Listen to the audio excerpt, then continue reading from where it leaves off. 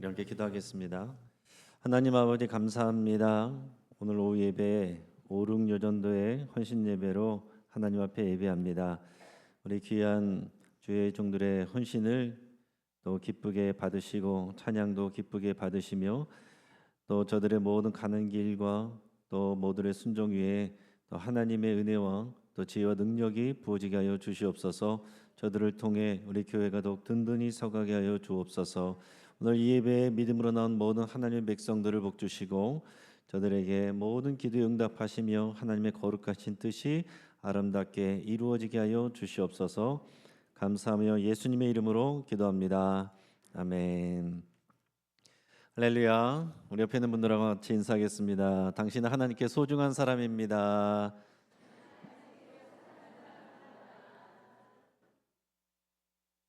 한 번 더 인사할 때 저에게도 소중한 사람입니다. 이렇게 인사.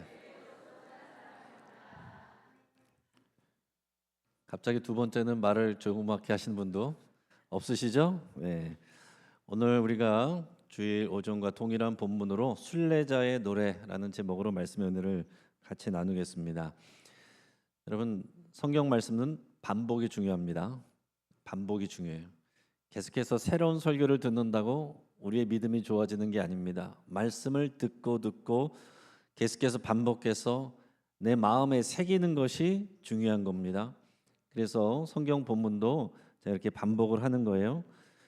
오늘 본문을 통해서 순례자의 노래라는 제목으로 나눌 텐데, 오늘 우리가 읽은 121편 시편 121편은 기도이기도 하면서도 노래이기도 했습니다. 그 노래가 기도이고 기도가 노래예요. 우리 찬양이 기도이고 기도가 또 찬양입니다. 우리가 기도는 한 번 할 수 있지만 이것을 노래로 하면 어떻게 되겠어요? 노래는 특징이 반복하죠. 또 계속 반복해서 흥얼거리기가 쉽습니다. 그래서 이제 기도의 내용을 우리가 노래로 하면 계속해서 반복하는 유익이 있단 말이에요. 반복을 하게 되면 어떻게 됩니까? 우리에게 생각을 만들어요. 그 생각은 우리에게 감정을 만듭니다. 그리고 그 감정은 생각과 감정은 우리의 말을 만들게 되는 거예요. 그래서 우리가 어떤 노래를 부르느냐가 중요한 겁니다. 우리가 그런 말들 있잖아요. 노래하는 대로 된다. 그리고 가수들 중에서도 노래하는 대로 된다. 그런 경우들도 좀 우리 많이 얘기들 하지 않습니까? 근데 그 중에서 제가 예전에도 한번 얘기한 적이 있는데 그 헝가리 노래 중에 글루미 선데이라는 예가 있습니다. 글루미 선데이라는 헝가리 피아노 작곡가가 만든 그런 노래가 있어요. 이 노래는 1933년에 만들어진 노래인데요. 처음에는 레스토랑에서 작곡됐다가 사람들에게 인기를 얻으면서 이제 음반으로 출시가 됐어요. 그래서 이것을 작곡한 작곡가가 레조 세레스라는 사람인데, 이 세레스라는 사람은 이제 내가 세계적인 작곡가가 되겠다, 이 꿈이 이루어지겠다, 이런 소망을 또 기대를 하고 있었습니다. 그런데 이상한 일들이 일어났어요. 이 노래를 듣고 자꾸 자살하는 사람들이 많아지는 겁니다. 이 노래를 들으면서 자꾸 자살하는 사람들이 늘어났어요. 어떤 사람들은 글루미 선데이 이 노래를 틀어놓거나 악보를 손에 쥔 채 죽었고, 또 유서에 글루미 선데이의 가사를 인용하기도 했습니다. 어떤 한 젊은 여자는 장례식장에서 글루미 선데이를 연주해달라는 유서를 남기고 방 안에 가스를 틀어서 자살하기도 했습니다. 글루미 선데이가 유럽 다른 나라에서 발매된 뒤에는 더 극적인 일화들이 많이 생겼는데, 프랑스의 어느 나이트클럽에서는 글루미 선데이 노래를 들은 한 남자가 집에 돌아와서 권총으로 머리를 쏘아 자살했습니다.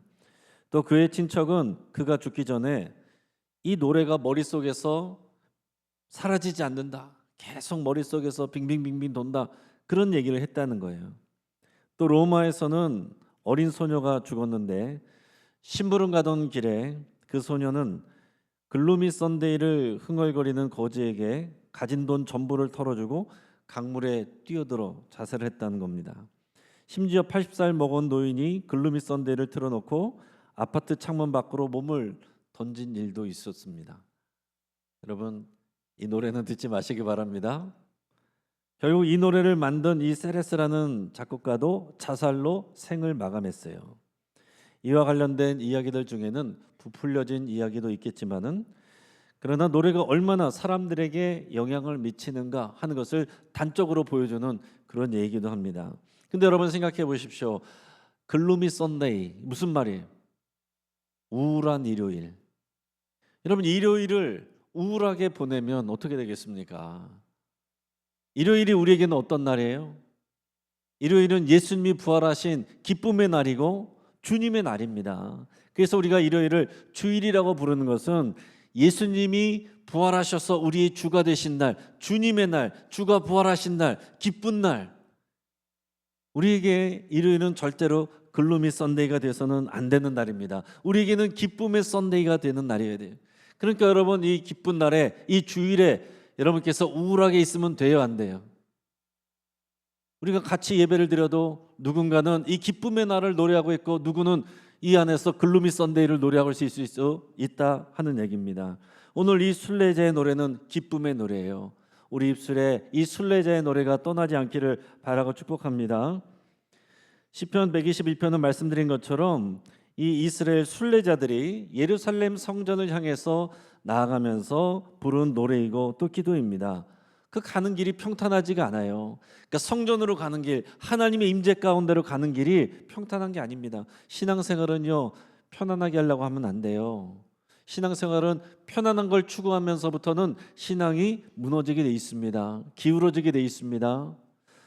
그래서 우리가 힘들어도 좀 부담스러워도 우리가 함께 모여서 예배하고 같이 식사하고 같이 나누고 또 준비하고 기다렸다가 오후 예배도 하고 이게 귀한 거예요.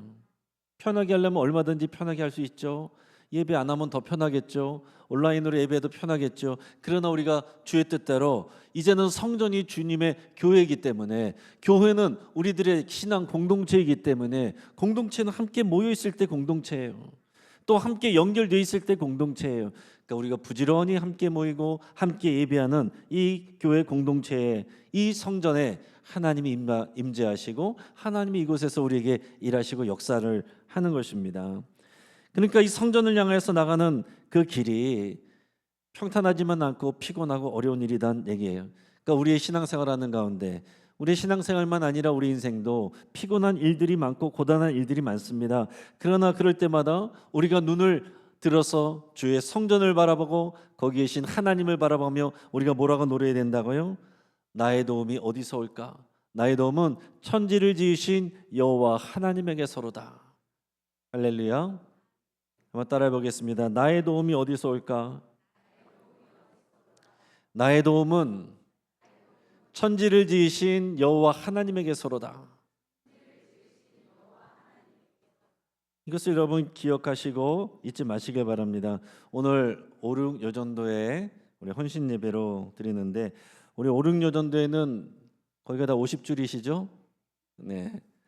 50대 여성이 우리 대한민국 사회에서 살아가는 게 어떤 문제, 어떤 의미일까 이제 곰곰이 이제 생각을 해봤는데 여러 가지 참 이 광야를 올라가는 그런 어려움들이 있겠다 이런 생각이 들었습니다. 이 자녀들을 생각하면 대부분 이제 대학에 다니든지 취업을 하든지 결혼을 시키든지 인생의 자녀의 중요한 변화 그 변화를 맞이하는 그 자녀들을 보면서 또 염려하기도 하고 기도하기도 하는 그런 때죠. 또 부모님들이 대부분 이제 연로해지셔서 병원에 자주 가시게 되든지 요양원에 가시게 되든지 또 누가 모시게 되느냐 이런 문제로 또 이렇게 생각을 많이 해야 되는 그런 때입니다. 그래서 위로는 부모님, 아래로는 자녀들 그 안에서 또 고민이 많은 샌드위치 세대라 이렇게 얘기할 수도 있다는 거죠. 또 배우자 관계에서는 어떻습니까? 여러분 대부분이 결혼 생활 20-30년 차이신 경우가 많을 거예요. 물론 다 그런 건 아니겠고 아닐 수도 있고 결혼 안 하신 분도 있겠지만은 대부분 평균적으로는 그러실 텐데 이 정도 시간이 지나면 어떻습니까? 서로에 대해서 만나면 막 설레요? 설레진 않죠. 서로에 대한 기대와 실망이 막 섞이는 그런 시기다라는 얘기입니다. 또 50줄이 들어가면은 이제 갱년기 증상이 또 찾아오죠. 몸이 변화되고 또 그로 인해서 안면 홍조, 또 불면증, 감정 기복 이런 것들이 생길 수도 있어요. 그래서 저분은 왜 믿음이 좋은 분인데 왜 갑자기 저렇게 성질을 내지? 그럴 수도 있지만은 갱년기라서 그럴 수도 있겠구나. 우리가 이런 이해도 필요하단 말이에요. 또 예전에는 힘들어도 버텼는데 이제는 체력이 저하될 수 있는, 피로가 쉽게 쌓일 수 있는 때이기도 하고, 50이 되면서 50이 넘어가면서는 외모가 변화되는, 주름살이 많아지고 체형이 변화되고 흰머리들이 많아지고. 근데 여기는 이제 그런 분들이 별로 없으신 것 같아요. 다들 아가씨들 같아요. 요즘에는 뭐 다 그러시는데, 그러나 이제 많이 노력을 해야 이제 그렇게 되잖아요. 사회생활을 하시는 분들 같은 경우에서도 사회적 이제 위치가 좀 변화가 있습니다. 예전에는 내 손에서 결정되던 것들이 많았는데 이제는 후배들이 치고 올라오는 후배들에게 밀리는 그런 현실도 있고, 또 경제적 부담, 자녀 교육비, 주택 대출, 부모 요양비, 이런 지출이 여전히 많습니다. 그래서 할 일들도 많고, 근데 또 교회에서도 또 이제 헌신 예배하라 그러고 뭐 하라 그러고 뭐 이런 이제 부담감이 가중이 되는 때죠. 정서적으로도 그렇습니다. 외로운 때예요. 자녀들이 독립하고 부모가 각자 생활에 집중하면서 또 대화가 줄어드는 때이기도 합니다. 그러다 보면은 우울감을 느끼기 쉽습니다. 우리가 이런 부분을 좀 인정을 해야 된단 말이에요. 믿음이 좋은 사람도 우울감이 올 수 있어요. 우울감이 오는 게 믿음이 꼭 적어서가 아니에요. 갱년기 우울증이 올 수도 있고, 그 시기에 올 수 있는 그런 우울감과 공허감이 올 수 있다는 얘기죠. 이게 우리가 성전을 향해 가면서 가는 광야에 거친 길이에요. 이상한 것이 아니라 이 길을 우리가 지나갈 때에 성전을 바라보며 순례자의 노래를 불러야 된다는 얘기죠. 저는 오늘 말씀 가운데서 우리 하나님께서 우리를 지키시는 자라는 것을 계속 나눴습니다. 하나님께서 우리를 지켜주세요. 하나님께서 우리의 상황과 환경과 우리의 가정을 지키시고 교회를 지켜주시고 나라와 민족을 지켜주십니다. 할렐루야. 그러나 여러분, 말씀드린 것처럼 하나님이 지켜주시지만 내가 지켜야 될 것들이 있어요. 주의 성전을 바라보며 가는 이 광야길은 거칠고 힘든데, 하나님께서 나를 지켜주신다는 이 믿음을 선포하면서 갈 때에 나를 지키는 건 또 내가 해야 되는 부분이 있단 말이에요. 나는 아무것도 안 해. 하나님이 그냥 나를 지켜주시는 게 아니에요. 하나님과 내가 같이 지켜나가는 공동 경비 구역이 있습니다. 그게 어디예요? 영적 전쟁이 일어나는 아주 중요한 우리의 생각과 우리의 마음과 우리의 입술이다라는 얘기예요. 하나님께서 우리를 도와주시지만 우리의 생각, 우리의 마음, 우리 입술을 하나님이 대신 지켜주는 게 아닙니다. 우리가 해야 될 일이 있다는 거예요. 내가 지키지 않고 하나님이 안 지켜주셨다고 하면 안 된다는 얘기예요. 그래서 주의 도우심을 입어서 순례자의 노래를 부르며 우리가 지켜야 될 이 세 가지를 좀 더 나누겠습니다. 생각을 지켜야 되고, 마음을 지켜야 되고, 입술을 지켜야 된다라고 그랬습니다. 이 말씀은 계속 반복할 거예요. 이게 뭐 한 번 들었다고 되는 부분이 아니기 때문에 평생 우리가 주님 앞에서 생각을 지키고 마음을 지키고 입술을 지켜야 되거든요. 생각을 지키라 그랬습니다.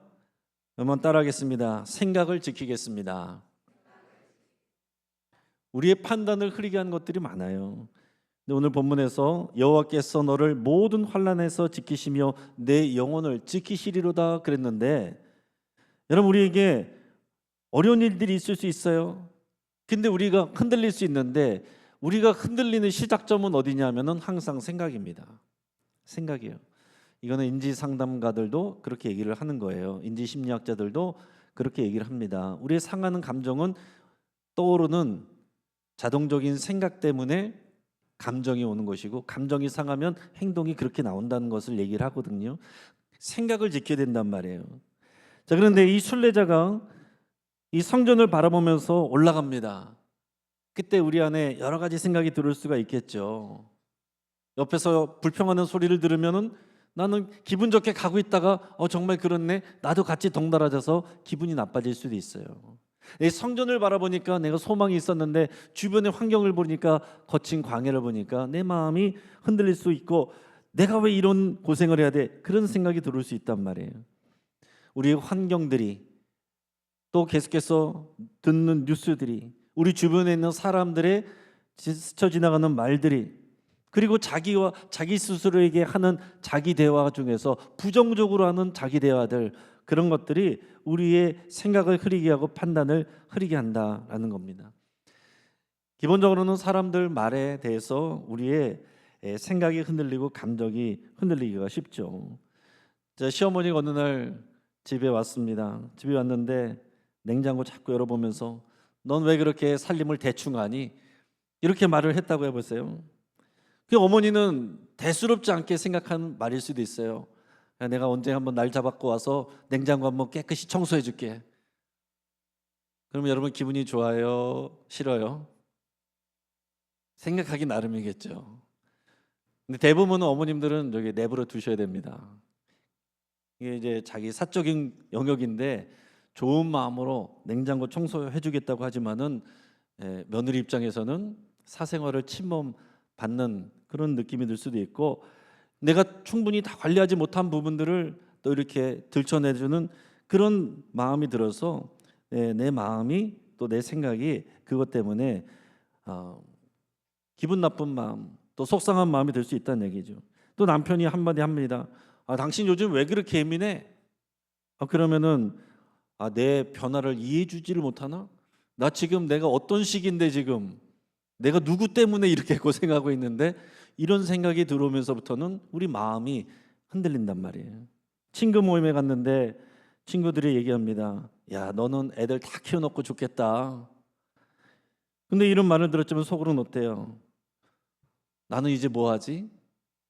여러분, 할 게 많은 사람들은 그게 많아서 걱정이 많고, 이미 다 해놓은 사람들은 이제 나는 뭐 하지? 나는 어디 가도 이제 쓸모가 없네? 그런 생각이 들어오면 허무감이 밀려오는 것입니다. 또 직장이나 모임이나 교회 여러 가지 봉사하는 데서 내가 열심히 하고 내가 늘 그렇게 했던 일인데 누군가 그건 옛날 방식이에요. 옛날이나 그렇게 했지. 요즘은 그렇게 안 해요. 누가 그렇게 얘기를 했을 때, 그러면은 지금까지 내가 했던 수고, 경험들, 노하우 이런 것들이 싸그리 다 무시받는 느낌이 듭니다. 지금 날 무시하는 거야? 지금 내가 했던 것들 다 의미가 없다는 거야? 이런 생각에 붙들리게 되면 사람들은요, 당연히 또 시험에 들기 마련입니다. 그리고 사람들의 말들 때문에 두려움이 오기 쉬워요. 어떤 사람이 주변에서 요즘은 50대에 암이 많이 생긴대. 별거 아닌 말 같지만 그 말 한번 들으면은 갑자기 막 두려움이 막 생기고 걱정이 드는 거죠. 제가 예전에 그런 얘기 한번 한 적이 있는데, 제가 대학생 때 지하철역에 서 있는데 저를 알지 못한 어떤 처음 보는 남자분이 타고 오더니 그러는 거예요. 뭐지? 기분이 나쁜데. 그 사람이 나한테 와서 얘기를 하는 거예요. 빨리 병원에 가보세요. 그 다음부터 막 불안함이 막 오는 거예요. 병원은 안 갔지만 지금까지 잘 살고 있습니다. 아무 일도 없어요. 나랑 상관도 없는 사람이 그냥 무슨 생각으로 던졌는지도 모르는 그런 말 한마디가 들어오면 뭐지? 무슨 일이 생길 수 있는 건가? 이런 생각이 들어오면서부터는 우리가 두려움이 온다 얘기예요. 누군가 요즘 취업이 어렵대. 그럼 자녀에 대한 걱정이 생깁니다. 동네 사람이 집값 다 떨어진대. 그러면 그때부터 또 걱정이 막 들어오는 거예요.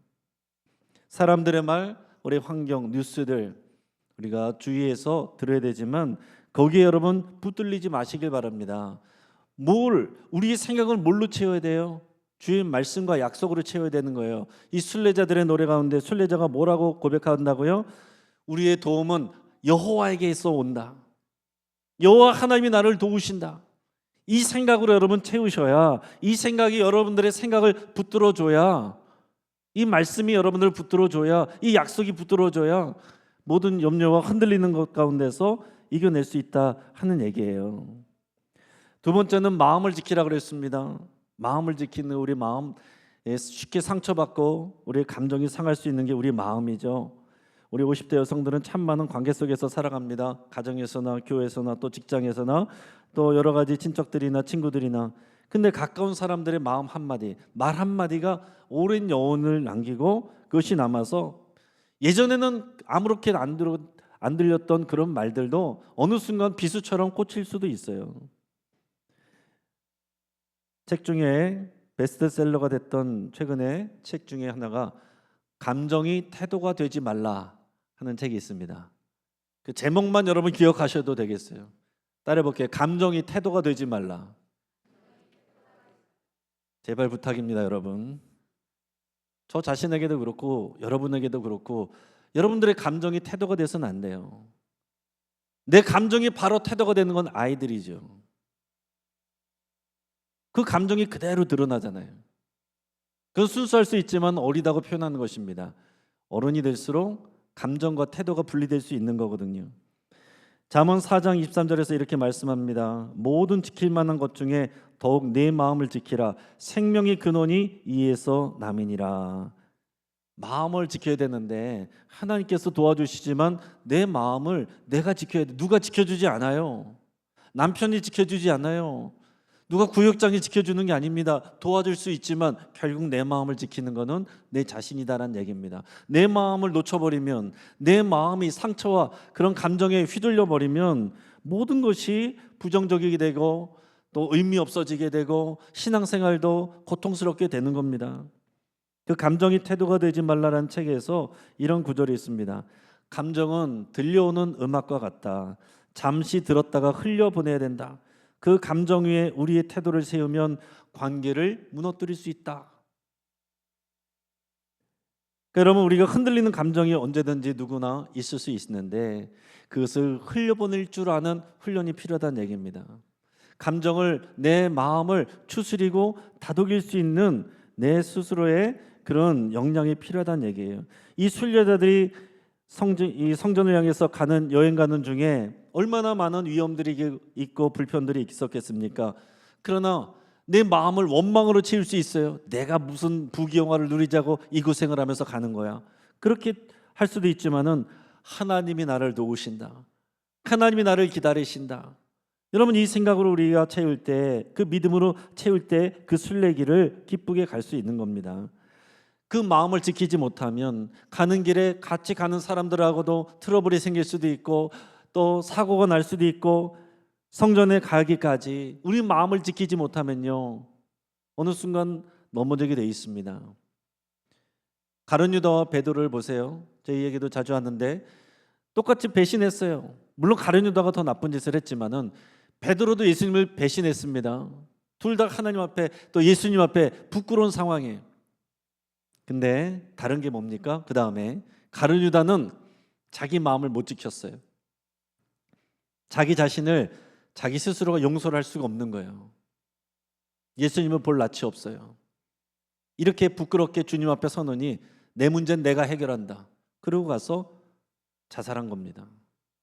근데 베드로는 어땠어요? 그냥 그 마음 그대로 부끄러운 모습 그대로 주님 앞에 나갔습니다. 부끄럽고 자존심 상하는 거 다 피하면요 신앙생활 할 수가 없습니다. 그 모습 그대로, 있는 모습 그대로 주님 앞에 나갈 때에 거기서 사명을 받는 거예요. 거기서 인생이 달라지는 것입니다. 어느 성도가 교회에서 오해를 받아서 마음이 무척 힘들었습니다. 근데 기도하는 중에 성령님이 어떤 마음을 주시냐면 너의 마음을 지켜라. 판단은 내가 한다. 이런 마음을 주셨다는 거예요. 그래서 사람들은 어차피 나를 다 몰라. 모르고 하는 소리일 수도 있고 또 나를 위한다고 하는 소리일 수도 있는데 나의 감정은 주님께 드립니다. 판단은 주님이 하시오니 나는 오직 주님 앞에 믿음으로 서겠습니다. 이렇게 결단하고서 그 일들을, 그 상황들을 이겨냈다 하는 그런 사례가 있습니다. 그런 사례가 누구뿐이겠어요? 우리 모두의 일이어야 되는 거죠. 성경의 인물들도 다들 보면 그렇습니다. 다윗도 보세요. 사울 왕이 질투했습니다. 다윗이 잘 나갈 때 사울 왕이 근거 없는 의심과 질투로 다윗을 죽이려고 했습니다. 악담을 퍼뜨렸어요. 다윗은 반역자다. 날 죽이고 왕이 되려고 한다. 전혀 근거 없는 이야기인데 얼마나 억울해요. 그리고 살인자처럼 도망자가 돼서 마치 쫓겨다니는 그런 신세가 되었단 말이에요. 그러다가 굴 속에 쉬고 있는 사울 왕을 만나서 죽일 기회가 있었습니다. 부하들은 여기서 죽입시다. 싹쓸 없앱시다. 그러나 다윗은 그러지 않았습니다. 왜 그랬어요? 그의 말은 뭡니까? 하나님께서 기름 부어 세우신 자다. 그 사람이 지금 잘못됐어도 하나님이 세우셨기에 하나님이 판단하시고 하나님이 심판하실 것이지 내가 손댈 것이 아니다. 그게 다윗의 믿음이었습니다. 자, 이런 모욕에 대처할 때 어떻게 됐다고요?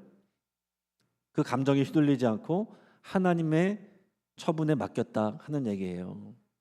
모세도 보세요. 어느 날 미리암과 아론이 그 형제들이 모세를 비방합니다. 하나님이 모세만 너만 세웠냐? 너만 대장이냐? 이렇게 하는 거예요. 모세는 얼마나 억울해요. 하나님이 시켜서 하는 건데. 근데 거기에 대해서 대꾸하지 않았습니다. 맞서 싸우지 않았어요. 그래, 누가 더 잘했는지, 누가 더 공이 많은지 한번 끝까지 가보자. 그러지 않았단 말이에요. 하나님이 판단하시기까지 기다렸습니다. 그래서 그 다음에 나온 말이 뭐였냐면, 모세는 그 온유함이 이 땅의 모든 사람보다 더하다. 모세가 원래 그런 사람이 아니었거든요. 애굽에 있을 때는 한 성깔 있는 사람이었는데 40년 광야에서 연단받고 나서는 온유한 사람이 됐습니다. 광야는 실패의 시간이 아니에요. 온유한 사람으로 하나님께 또 연단받았던 시간이다 하는 얘기입니다. 또 예수님 보세요. 재판정에 섰을 때 옆에서 사람들이 계속 거짓 증언을 하고 모욕을 합니다. 그때 주님이 어떻게 하셨습니까? 그때 버럭하셨다고 하면, 예수님이 버럭하셨다고 하면은 얼마나 좀 민망스러워요. 그러나 예수님이 그때 침묵하셨습니다. 다른 사람들이 흥분해 있을 때, 내 말을 합리적으로 듣지 않는 상황이 있을 때, 그때는 침묵하시는 것이 가장 좋습니다. 그리고 모든 판단은 하나님께 맡겨드리고 묵묵히 나의 가는 길을, 내 십자가를 지고 그 길을 가는 거예요. 기분 나쁠 때, 속상할 때 그 십자가를 내려놓고 여러분 도망가지 마시기 바랍니다. 그러면 결국에는 이 모든 것을 지킬 때 우리의 입술을 지키는 거예요. 생각을 지킨 사람은 마음을 지키고, 마음을 지킨 사람은 입술을 지키는 겁니다. 성경에서 뭐라고 그랬습니까? 말에 실수가 없는 사람은 온전한 사람이라. 많은 경우에 정말 수고했고 많은 공로가 있는데 말 한마디 실수해서 그걸로 구설수에 오르고 모든 이미지가 다 깎이는 경우들이 얼마나 많은지 모릅니다. 요즘에는요, 인터넷 시대고 여기서 했던 말이 저쪽에 가는데 오래 걸리지 않아요. SNS를 통해서 전 세계적으로 한꺼번에 퍼질 수도 있는 그런 시대입니다. 우리의 말을 지키시길 바랍니다. 특히 기록에 남는 데다가 남기지 마세요.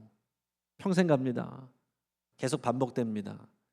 우리의 말에 실수가 없는 여러분 되시기를 바랍니다. 그것의 처음 시작은 뭐라고요? 우리의 생각이고 우리의 마음이고 우리 입술입니다. 여기를 뭘로 채워야 돼요?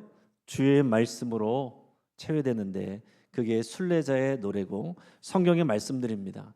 오늘 이 순례자의 노래가 우리 입술에서 떠나지 않고 이 승리의 노래가 떠나지 않는 저와 여러분 되고 또 56여전도의 모든 회원들과 임원들 되기를 주의 이름으로 축복합니다. 같이 한번 기도하겠습니다.